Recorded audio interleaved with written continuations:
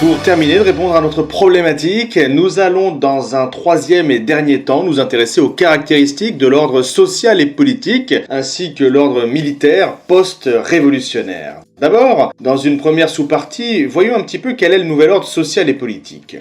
Suite à l'éviction de Robespierre en 1794, qui est devenu un véritable dictateur, est mis en place un directoire, c'est-à-dire un conseil de 5 personnes. Ce directoire naît en 1795 et on veut, en le créant, diminuer le risque d'une nouvelle confiscation du pouvoir.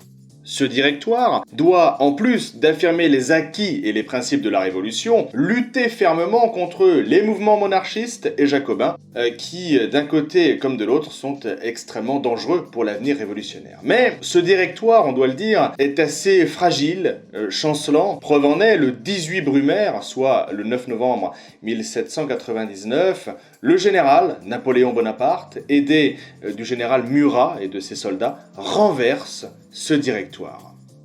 Son objectif est de rétablir la stabilité du pays et d'ancrer durablement les principes de la Révolution. Voilà ce qu'affirme Bonaparte, est alors créé ce qu'on appelle le consulat, qui est alors composé de 3 personnes. En réalité, dans ce consulat, seul Bonaparte dirige, et en 1802, il se fait nommer consul à vie. Si Bonaparte travaille énormément à réformer le pays et à ancrer la République, il renforce aussi, et surtout, sa propre puissance politique, et son influence ne cesse de croître. C'est par plébiscite, c'est-à-dire un vote par lequel un dirigeant demande aux citoyens de lui renouveler sa confiance, que la nouvelle constitution est votée et réduit, consciemment donc, le rôle des assemblées. On glisse alors lentement d'un système républicain, pourtant fortement défendu par Napoléon Bonaparte, à un système de plus en plus autocratique. Le tournant a lieu en 1804 quand le Sénat accorde le titre d'empereur à Bonaparte. Cette décision est elle aussi soumise au peuple, cette fois via un référendum qui l'approuve.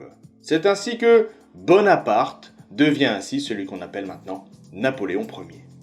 La même année, la France se dote du Code civil qui avait été écrit durant la Révolution et auquel Bonaparte a apporté les dernières modifications. En fait, Napoléon tente de réaffirmer les principes révolutionnaires auxquels il croit, tout en endossant le costume d'empereur, d'où ce paradoxe un petit peu entre cette volonté de réunir deux grandes idées, deux grandes orientations. Napoléon, dans cette envie de maintenir les idées révolutionnaires, va avoir un certain nombre de grandes mesures phares, mais en même temps, ces libertés individuelles, les libertés individuelles si caractéristiques de la Révolution, vont être limitées. La répression politique va, elle, frapper de plus en plus durement, et donc on a cette forme de schizophrénie entre un Napoléon républicain devenu empereur. Pourtant, il réaffirme les principes révolutionnaires, par exemple en affichant sa volonté de sauvegarder la souveraineté du peuple, et pour cela en maintenant longtemps les plébiscites, afin de donner l'impression que ce statut d'empereur ne doit pas empêcher le peuple de s'exprimer. La réorganisation de l'Empire va dans le sens d'une réaffirmation des principes révolutionnaires, puisque Napoléon souhaite consolider la situation intérieure du pays, et il l'organise avec la création de structures, les lycées, la Banque de France, les travaux publics, ou encore une administration centralisée. On a donc un nouveau régime impérial, autoritaire, mais qui contribue à moderniser le pays et qui se veut, via les souhaits donc de Napoléon, qui se veut encore défenseur des principes révolutionnaires, alors que dans les faits, il en est désormais bien loin. Concernant l'ordre militaire, nous allons voir que le territoire s'étend sur toute l'Europe, et ce sous l'impulsion du militaire. En pleine décennie révolutionnaire, l'armée de la jeune République française étend fortement le territoire national en Europe. En 1796, une de ces armées est menée par le général Bonaparte et engage une campagne en Italie pour marcher sur l'ennemi autrichien. Alors ici, nous sommes encore en plein cœur de la Révolution, et celui qu'on appellera Napoléon est encore un jeune général très ambitieux, mais qui a une existence quasiment inaperçue. Il faut savoir que Napoléon Bonaparte est un excellent stratège militaire, que c'est à l'époque un fervent révolutionnaire et qu'il est ancien soutien de Maximilien de Robespierre. Il se fait remarquer dès la Révolution, alors qu'il est un général sans affectation. Comment se fait-il remarquer? Eh bien, en écrasant dans le sang, et sur demande de l'influent Barras, qui est l'homme le plus influent du Directoire, insurrection royaliste qui souhaitait alors restaurer la monarchie. Alors, ce sont les succès militaires de Napoléon Bonaparte qui lui permettent d'instaurer ce qu'on appelle des républiques sœurs, comme l'Italie et la Hollande, les républiques sœurs étant plus ou moins des républiques inféodées sous domination de la France. Évidemment, cet expansionnisme français, une nouvelle fois d'ailleurs, n'est pas pour plaire à tout le monde en Europe, et c'est ainsi que les puissances que sont le Royaume-Uni, la Prusse, l'Autriche, la Russie, finissent par se coaliser contre les ambitions internationales de la France. Sous l'impulsion du général Bonaparte, devenu consul, puis empereur, l'armée française, post-révolutionnaire, semble en réalité invincible. Mais après de nombreux succès, ce sont les Britanniques qui vont parvenir à détruire la flotte française au cours de la bataille de Trafalgar du 21 octobre 1805. Et cet événement va provoquer la concentration des efforts militaires sur le continent, sur lequel Napoléon Bonaparte a déjà commencé à imposer de nombreux souverains issus de sa propre famille. À partir de 1812, le Premier Empire commence à décliner. La campagne de Russie, toujours menée par Napoléon, est un échec cuisant malgré le nombre d'hommes de ce qu'on appelle la Grande Armée, puisqu'elle est composée de 600 000 soldats. Pendant ce temps, les souverains européens s'unissent dans une énième coalition et parviennent finalement à vaincre Napoléon, qu'ils exilent sur une île de la Méditerranée, Elbe.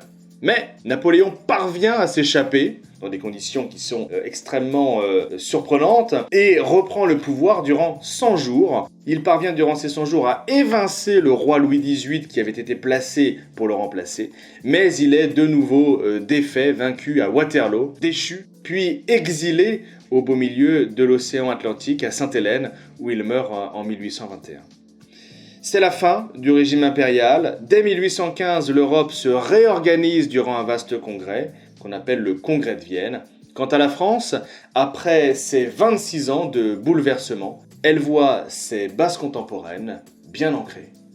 Pour conclure ce chapitre et répondre à notre problématique, eh bien, il faut rappeler les points clés des 3 vidéos que vous avez pu voir. D'abord, il faut retenir que la Révolution a vu naître la formulation des grands principes de la modernité dont certains sont encore appliqués aujourd'hui.